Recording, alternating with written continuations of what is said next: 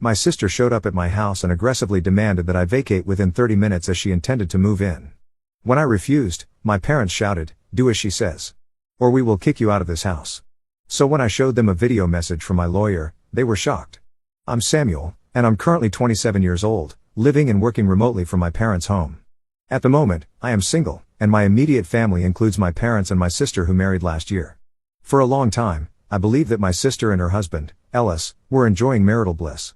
Lately, Ellis has been visiting us often, and while this place is his in-laws' house, he always seems quite at ease, which initially surprised me during his initial visits. I find myself constantly in awe of Ellis's handsomeness and his confident manner, which in contrast, often leaves me feeling somewhat uneasy. Despite this, Ellis has always treated me like a brother, engaging in open and candid conversations. One day, he curiously asked me, "Samuel, I heard you're single. Why haven't you found someone yet? Does being around women make you uncomfortable?" I explained that it's not the case, but my web designer limits my social interactions, reducing my chances to meet potential partners, and I hardly have time for social events or dating services. Ellis listened intently and then expressed his concern about my limited opportunities to meet new people. He kindly offered to give me advice on grooming and fashion to help enhance my appeal. His caring attitude felt very brotherly as he showed eagerness to help me make changes in my life. I am always thankful for his thoughtful and encouraging support. He advised me to step outside my comfort zone to enhance my appearance and social outings to improve my chances of meeting someone special. "Samuel, first, you need to adopt some basic elements that people find appealing," Ellis suggested. His words made me reflect on my usual appearance at home: bandana-wrapped hair for focus, minimal grooming, and comfortable home wear, which is not how I present myself during formal occasions like my sister's wedding or other family events, where I ensure I'm well dressed and appropriately groomed. This discussion made me realize that Ellis might have a skewed perception outings, not just for potential romantic connections, but also to express myself more fully outside of my home workspace. It seems that Jan had completely forgotten the many times I'd helped him. "Let's see what you've got in your closet, Christopher," Jan exclaimed enthusiastically. Without waiting for a response, he walked into my room and started rummaging through my closet. I paused, unsure whether to intervene, but seeing his genuine interest, I decided to just watch. My wardrobe isn't vast, but I'm particular about what I buy to ensure everything reflects my personal style. My favorite brand was neatly organized in my closet, which took Jan by surprise. "Wow. You have really nice clothes, and your grooming products are top-notch too," he commented, amazed. "I always thought stuff from this brand was too pricey for me." He continued to explore each item of clothing and my grooming case with keen interest. After about an hour, I felt he was perhaps taking his curiosity a bit too far. "Ellis, maybe that's enough," I suggested gently. His attention snapped back. "Oh, I got so carried away," he admitted. He concluded that I didn't need to buy anything new. "You seem to have everything sorted here, even the winter clothes," he noted, despite leaving them scattered around the room. I was a bit let down that he didn't tidy up after his exploration, but kept quiet about it. "No. I choose my grooming products carefully," I explained calmly. "My skin is sensitive, so I've tested many products to find what works best for me." He seemed puzzled. "But you have such high-quality products. Don't you use them often?" Ellis asked. "Honestly, I only groom extensively on special occasions. It's not a daily necessity for me," I replied. Ellis seemed unsatisfied, but quickly perked up. "That won't do. Next time I visit, I'll show you some grooming techniques," he declared. As he continued his exploration, evening crept in and it was time for him to leave. I couldn't help but wonder why he visited so often, especially if things weren't going well with my sister. As I pondered Jan's frequent visits and uncertain motives, my parents seemed to warmly welcome him like family, which contrasted sharply with my own mixed feelings. "Isn't it nice for Christopher to have a big brother? We're looking forward to Ellis giving you grooming lessons," they mentioned. "But it's important that Christopher doesn't rely too much on Ellis," they added. I nodded, sharing their sentiment. Although I have many responsibilities and a hectic life, Ellis, without being asked, offered to teach me grooming techniques. This gesture, originating from his spontaneous nature, has left me with mixed feelings. From past experiences, I know that Ellis often embarks on impromptu projects. And while my parents see these acts as kindness, I sometimes feel overwhelmed by his intrusion into my personal space. I prefer to concentrate on my work from home, and addressing this issue with my parents is difficult since they are very accepting of him. With these thoughts weighing on my mind, I returned to my room to organize. As I put away winter clothes that Ellis had left out, I realized that my favorite sweater was missing. This sweater, a beloved item I bought just last year, was nowhere to be found. I always keep a good track of my wardrobe, responsibly donating clothes I no longer need, ensuring I know exactly what's in my closet. The last time I had accessed my closet was earlier that day when Ellis was in my room. I had momentarily left him alone to request my parents to make some tea and snacks for him. During his time alone in my room, Ellis had brought his bag inside, which makes me suspect that he might have unintentionally taken my sweater. However, accusing him of theft without concrete proof seems unreasonable and unlikely to be believed by others. Resigned, I felt there was little I could do but accept the situation despite the frustration it caused. I took steps to prevent a repeat of past issues by preparing for any future visits from Ellis. Anticipating his arrival, I invested in a security device a month in advance. Sure enough, Ellis showed up at my house a month later, bursting with enthusiasm about conducting a grooming tutorial. Without hesitation, he entered my bedroom, rifled through my closet, and selected a bag filled with my valued grooming tools. He then guided me to sit on the carpet, and using his own array of products, commenced the grooming session. I had no particular plans to go out that day, so after he finished applying the products, I excused myself to the washroom to wash them off. While I was away, Ellis mentioned he was leaving and began to gather his things. I called out to him from the bathroom, inviting him to enjoy some tea and snacks I had set out in the living room before his departure. I waited until he truly left before I went to my computer. Previously, I had installed a hidden camera in my bedroom to safeguard against any further incidents. I turned on my computer and started reviewing the footage from the camera to see if anything unusual happened during my absence. The video revealed Ellis sneakily taking some of my grooming items and subtly slipping them into his bag. It appeared he thought I wouldn't quickly notice the absence of a few rarely used hair products. Disheartened and in disbelief, I sighed as I transferred the footage to my smartphone for additional evidence and safekeeping. After securing the evidence, I went to the living room to share the ordeal with my family. Coincidentally, my sister was there and she approached me immediately, mistakenly thinking I had requested the grooming session from Ellis. "Christopher, it's been a while since you had a grooming lesson from Ellis," she said, urging me to stop depending on him as it encouraged his frequent visits. Surprised and bewildered, I clarified that I never asked Ellis for help, nor did I invite him over. As I grappled with the shock of the theft and my growing anger towards Ellis, my frustration only intensified when my sister implied that I was somehow responsible for his visits. I firmly corrected her, emphasizing that the grooming session was entirely Ellis's idea and not a result of any invitation from me. I found myself bewildered as my sister confronted me aggressively. "What are you even saying?" she questioned. She claimed that our mutual friend, Doctor, was deeply concerned about my well-being, labeling me a mess as I seemed to be falling apart. Her words left me confused, and I stood silently, trying to process her accusations. My sister harshly continued, informing me that our parents had shared their worries with her, that I was always on my computer and barely stepped outside. She insinuated that my lifestyle, highlighted by a closet full of costly attire and high-end grooming products, was funded by siphoning money from our parents. "We can't let you manage things any longer. We're stepping in to take control of the household," she declared, leaving me stunned. Her assumption that I was an unemployed recluse or net, not in education, employment, or training, was based purely on my homebound habits. Yet, she was entirely off the mark. In reality, I maintained a respectable income by working remotely, and my limited social interactions didn't equate to societal withdrawal. I trusted that our parents understood and supported my lifestyle. When our parents returned home, I quickly voiced my concerns about my sister's severe words, hoping they would help soothe the tension. However, rather than intervening, they seemed perplexed and hesitant, reflecting deeply on the matter. As I pressed them for a clear stance, my father reluctantly admitted, "If Jane wants to stay here, I see no reason to refuse," while my mother concurred, appreciating Doctor's company and suggesting it might be pleasant to have everyone together. Caught off guard by their response, I was speechless.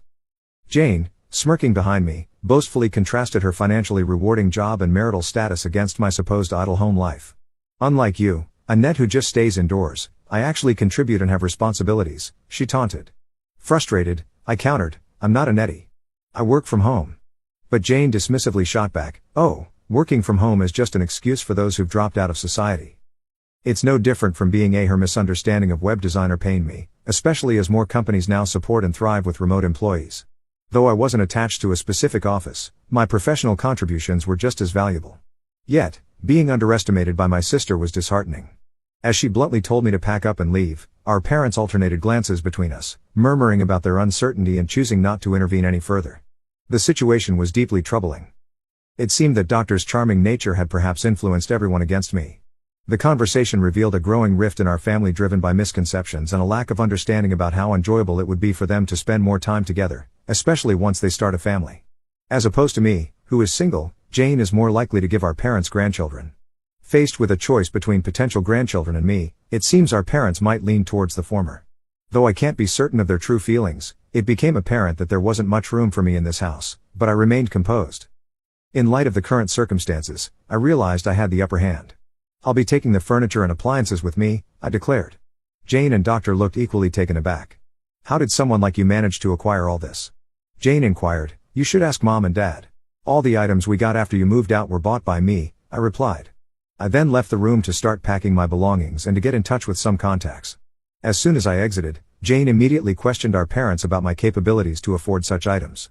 Our parents seemed unaware of the full extent of the situation, but with a smile, they reassured her, "If Chris is labeled a NEET because of this, then since you have a higher income, Jane, we can simply purchase new furniture and appliances if his are taken." They even hinted at wanting a new massage chair, but had previously deemed it an unnecessary expense. Our parents have always been optimists, not overly concerned about finances because Jane's steady job meant she could cover expenses even after I moved out. In fact, Dad often spends more than I earn, and I've been responsible for the property taxes on this house for years, a fact they probably never mentioned to Jane. Our parents tend to keep their struggles to themselves, only offering laughter when Jane brought up financial concerns, assuring her, "We're at ease because you're here." From the stairs, I observed this exchange while making calls for my upcoming move. The next day, I planned to relocate my furniture and belongings to an apartment I had previously chosen. I had organized a group of friends to assist with my move, anticipating a seamless transition. Jane and Ellis were engaged in a lengthy discussion with our parents well into the evening, though it seemed they were struggling to find common ground. Meanwhile, I managed to sneak in a quick nap and packed my belongings into boxes. By the next day, with my friend's assistance, we had everything packed, and the movers, led by a friend who owned the company, arrived. They were available due to a lull in their schedule, which proved extremely beneficial. As the movers systematically cleared the house of furniture and appliances, Jane and Ellis appeared visibly shocked.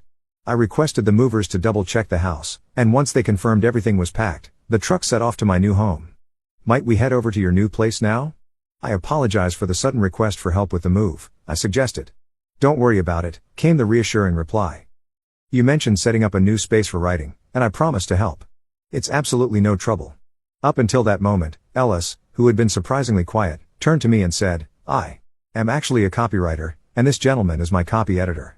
I've long wanted to move out of my parents' home to foster a better environment for my writing. Often, someone would barge into my room uninvited, taking my clothes and grooming products. I've been eager to move sooner, but was held back by the property taxes I've been covering for this house. That's when Jane and you decided you'd live here," Ellis continued, "and I'm truly thankful you're here to look after our parents who are fond of gambling. I don't plan to disclose my new address. The thought of a lying brother-in-law visiting is unbearable. Oh, and since this house is under my name, I'm planning to sell it," I announced. As I spoke, I showed a video on my smartphone of Doctor stealthily taking my grooming products and placing them in his bag. The color drained from Doctor's face as he watched, and my sister and parents, previously unaware of his actions, now regarded him with disdain. "Doctor, it's not what it looks like," Jane interjected, trying to salvage the situation. However, the evidence is clear, and the move marked a fresh beginning for me, free from the dysfunction of my previous living situation. It was clear that the items were costly, high-end grooming products and designer outfits. I assumed I was helping by taking them despite his protests. Ultimately, he did steal from me, which made him a thief. I casually mentioned that it was probably time to sever ties with everyone involved. Shortly after, I got into a car with my copy editor and left my family's house. As I was leaving, I noticed my siblings, Jane and Ellis, having a heated argument with our parents right in front of the house, which could have easily drawn the neighbors' attention. To avoid further drama, I blocked all their contacts on my phone. Months later, during a book signing, a thin and weary Ellis appeared, returning the stolen clothes and hair products. He apologized and admitted he needed help. However, I told him I couldn't associate with someone like him and left without taking back the items. I later learned from mutual friends that after the family home was sold, my parents, Jane, and Ellis moved in together. Despite this change, my parents continued their lavish spending habits. As a result, Jane eventually ceased her financial support since her income couldn't keep up with their expenditures. I heard that this led to my parents becoming increasingly hostile towards Jane and Ellis. Ellis began working to make ends meet, which left him with no time for himself, let alone the thought of starting a family. Since I've stepped away, I only occasionally catch snippets of their lives. Meanwhile, I devote myself to my writing, enjoying the tranquility of my new home. 2 years after cutting ties with my family, my writing career flourished unexpectedly. My debut novel, loosely based on my experiences with family dysfunction and betrayal, became a bestseller. The success brought both validation and new challenges, particularly when my story began circulating in local book clubs. One evening, While hosting a virtual writing workshop, I received an urgent email from my former neighbor, Mrs. Chen. She explained that my parents had been evicted from their new apartment after Jane stopped supporting them financially. More surprisingly, she mentioned that Ellis and Jane had separated, with Ellis moving to a small studio apartment to focus on his recovery program. The news stirred complicated emotions, but I maintained my distance. However, fate had other plans. During a literary conference in Seattle, I encountered Ellis in a coffee shop near the venue. He looked markedly different, humbler, more genuine. He was there for a writing workshop, working on his own memoir about overcoming kleptomania and codependency. "Samuel," he said, his voice wavering, "I've been in therapy for the past year. The stealing. It wasn't about the items. I was trying to fill a void, living someone else's life instead of facing my own problems." I listened carefully as he explained how my parents' gambling addiction had created a toxic environment that enabled his own destructive behaviors. Jane, overwhelmed by trying to support everyone, had eventually suffered a breakdown at work and lost her position at the firm. "Your parents," Ellis continued, "they're staying at a shelter now. Jane visits them occasionally, but she's struggling herself, working 2 part-time jobs while trying to rebuild her career." Part of me wanted to help, but I remembered the years of gaslighting and manipulation. Instead of rushing to rescue them, I suggested something different. "There's a financial counselor I know who works with families in crisis. I can send you their contact information." Ellis nodded gratefully. "I understand why you can't be directly involved. Your boundaries." They helped me realize how unhealthy our family dynamic was. In the months that followed, I occasionally heard updates through mutual acquaintances. My parents finally agreed to attend Gamblers Anonymous after hitting rock bottom. Jane found a new job at a smaller firm, accepting a more modest lifestyle. Ellis completed his therapy program and published a few short stories in literary magazines, finding his own voice instead of trying to steal someone else's life. As for me, my second novel was nearing completion. This one explored themes of redemption and healing, though I made sure to maintain firm boundaries in my real life. I donated a portion of my earnings to organizations supporting gambling addiction recovery and mental health programs, channeling my experiences into something constructive. One day, I received a package from Mrs. Chen. Inside was my old sweater, the first item Ellis had stolen, along with a note from him. "I found this while clearing out my old things. It belongs with its rightful owner, just like I finally found where I belong." I placed the sweater in a donation bin. Some things, I've learned, are better left in the past, allowing space for new growth. My new home library, filled with books and writing awards, reminded me that sometimes the best family is the one we build through honest connections and shared passions, not just blood ties. As my third book deal was announced, I couldn't help but reflect on how far I'd come from that bedroom in my parents' house. The security camera that once caught a thief had led me to a life of authentic success, proving that sometimes the best plot twists in life come from choosing our own story.